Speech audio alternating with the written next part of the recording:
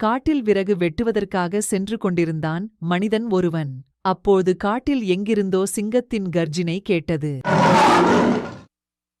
பயத்துடன் ஓடத் தொடங்கினான் மனிதன். மனிதனே, பயப்படாதே, இங்கே வா, நான் உன்னை ஒன்றும் செய்ய மாட்டேன் என்ற குரல் கேட்டது. தயக்கத்துடன் குரல் வந்த திசையை நோக்கிச் சென்றான் மனிதன். அங்கு ஒரு கூண்டில் சிங்கமடைப்பட்டிருந்தது. வேட்டைக்காரர்கள் சிலர் சிங்கத்தை உயிருடன் பிடிப்பதற்காக ஒரு கூண்டு செய்து அதற்குள் ஓர் ஆட்டை விட்டு வைத்திருந்தனர். ஆட்டிற்கு ஆசைப்பட்ட சிங்கம் கூண்டிற்குள் மாட்டிக்கொண்டது.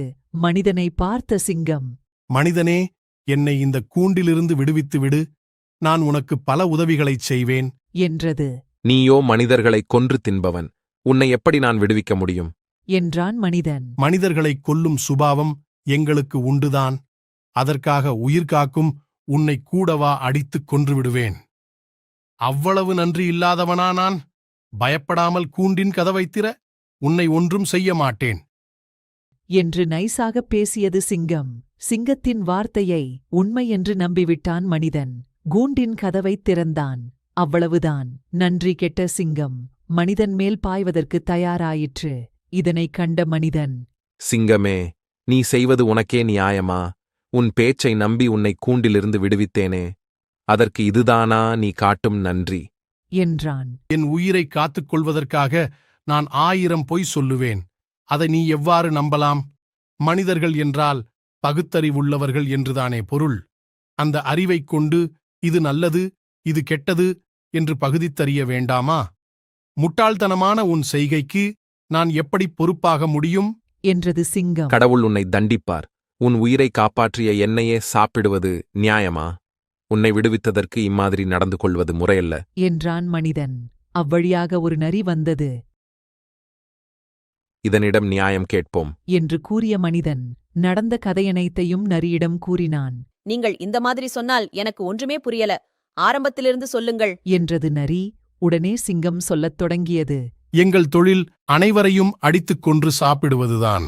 இது இவனுக்கு நன்றாகத் தெரிந்திருந்தும் கூட என்னை கூண்டிலிருந்து விடுவித்தான். முட்டாள்தனமான இந்தச் செய்கைக்கு உரிய பலனை இவன் அனுபவித்தே தீர வேண்டும். நீ என்ன சொல்ற நரியாரே? எந்த கூண்டிற்குள் என்றது நரி. நான் அந்த கூண்டிற்குள் அடைந்து கிடந்தேன் என்றது சிங்கம். எப்படி அடைந்து கிடந்தீர்கள் என்றது நரி.